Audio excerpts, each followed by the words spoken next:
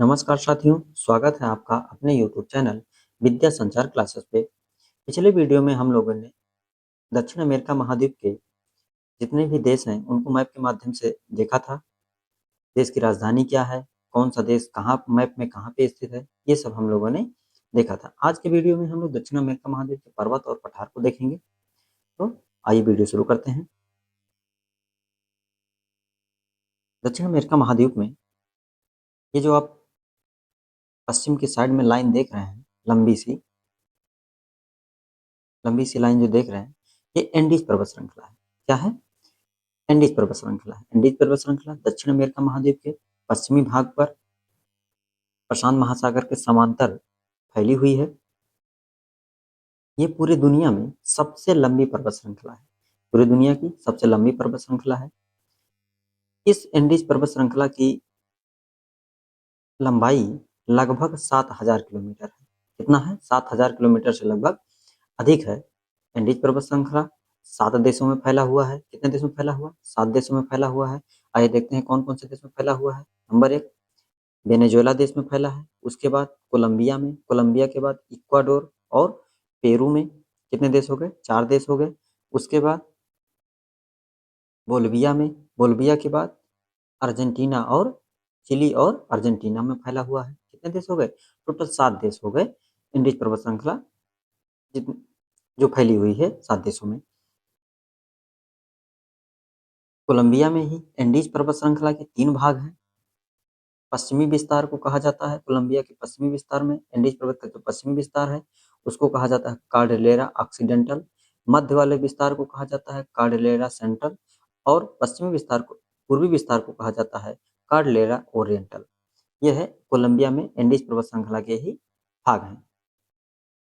नीचे आते हैं इक्वाडोर में। इक्वाडोर में एंडीज पर्वत श्रृंखला पर स्थित 2 चोटियां हैं। एक का नाम है कोटोपैक्सी जिसकी ऊंचाई है 5,896 मीटर। दूसरी चोटी है चिम्ब्राजो जिसकी ऊंचाई है 6,267 मीटर। आगे बढ़ते हैं। पेरू और बोलिविया की सीमा पर एक झील स्थित है। उस झील का नाम है टिटिकाका झील। ये भी एंडीज पर्वत श्रृंखला में ही स्थित झील है। यह झील बोलिविया पठार पर है। ये दुनिया की सर्वाधिक ऊंचाई पर स्थित नौगम्य झील है। ये भी क्वेश्चन बनता है, ये झील किन किन देशों में फैली हुई है? तो आप बताएंगे पेरू और बोलिविया में। एंडीज पर्वत श्रृंखला पे ही बोलिविया की राजधानी लापाज स्थित है। लापाज पूरी दुनिया में सर्वाधिक ऊंचाई पर स्थित राजधानी है। दूसरे नंबर पर अगर पूछा जाए सर्वाधिक ऊंचाई पर स्थित राजधानी क्या है, तो आप लोग बताएंगे इक्वाडोर की राजधानी क्वेटो है। क्वेटो भूमध्य रेखा पर भी स्थित है। इक्वाडोर की राजधानी क्वेटो किस रेखा पर स्थित है? भूमध्य रेखा पर स्थित है। भूमध्य रेखा दक्षिण अमेरिका महाद्वीप के किन किन देशों से गुजरती है? तो आप देखेंगे इक्वाडोर से गुजर रही है, उसके बाद कोलंबिया होते हुए ब्राजील से ये रेखा जा रही है। तो आप 3 देशों से, दक्षिण अमेरिका महाद्वीप के 3 देशों से भूमध्य रेखा गुजरती है। कहाँ से? इक्वाडोर से, कोलंबिया से और ब्राजील से। आगे देखते हैं एंडीज पर्वत श्रृंखला की सर्वाधिक ऊंची चोटी है वो कौन, उसका नाम क्या है? एकांकागुआ। इस चोटी की ऊंचाई कितनी है? 6,962 मीटर और ये चोटी अर्जेंटीना में स्थित है। दक्षिण अमेरिका महाद्वीप में एंडीज पर्वत श्रृंखला के पश्चिम में और चिली के उत्तर में, मतलब चिली देश में, चिली का उत्तरी भाग ही में आटाकामा मरुस्थल पाया जाता है। कौन सा मरुस्थल पाया जाता है? आटाकामा मरुस्थल पाया जाता है। ये एंडीज पर्वत श्रृंखला के पश्चिम में और प्रशांत महासागर के पूर्वी किनारे पर स्थित है। आटाकामा मरुस्थल पूरी दुनिया का सबसे शुष्क मरुस्थल है और आटाकामा मरुस्थल तांबा, सोना और चांदी के खनन के लिए काफी प्रसिद्ध है। यहाँ पर एक शहर पाया जाता है चिक्विकमाटा, जो चांदी के उत्पादन के लिए बहुत प्रसिद्ध शहर है। आगे देखते हैं एंडीज पर्वत श्रृंखला के पूर्व में अर्जेंटीना में एक मरुस्थल पाया जाता है। उस मरुस्थल का नाम है पेंटागोनिया मरुस्थल। ये ठंडा और शुष्क मरुस्थल है। ठंडा और शुष्क मरुस्थल है। ज्यादातर इसका विस्तार अर्जेंटीना में है, लेकिन कुछ भाग चिली में भी है। ठंडा मरुस्थल क्यों है? क्योंकि यह मरुस्थल मकर रेखा के दक्षिण में पाया जाता है। मकर रेखा दक्षिण अमेरिका महाद्वीप के किस किस देश से गुजरती है? तो मकर रेखा चिली, अर्जेंटीना, पैराग्वे और ब्राज़ील से होकर गुजरती है। 4 देशों से चिली, अर्जेंटीना, पैराग्वे और ब्राज़ील से होकर गुजरती है।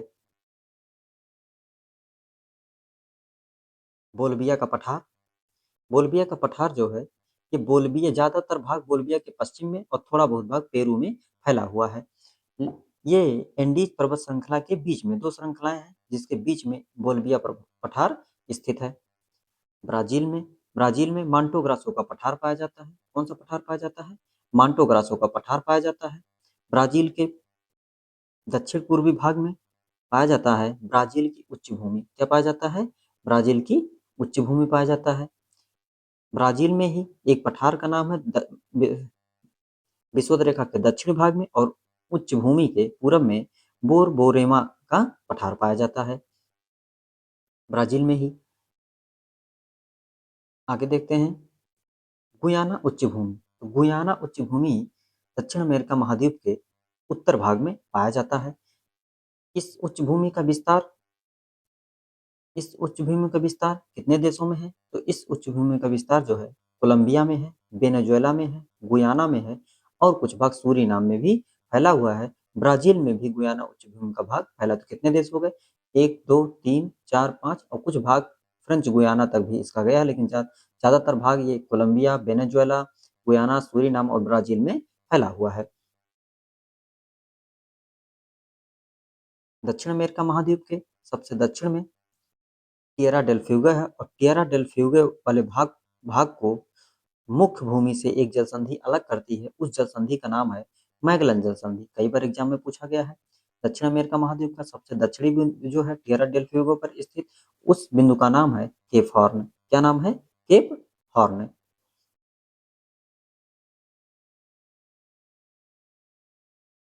आशा करता हूँ आप लोगों को ये वीडियो पसंद आई होगी। ऐसे ही हम अगला वीडियो लेकर हाजिर होंगे दक्षिण अमेरिका महाद्वीप में। उसमें हम नदियों को देखेंगे,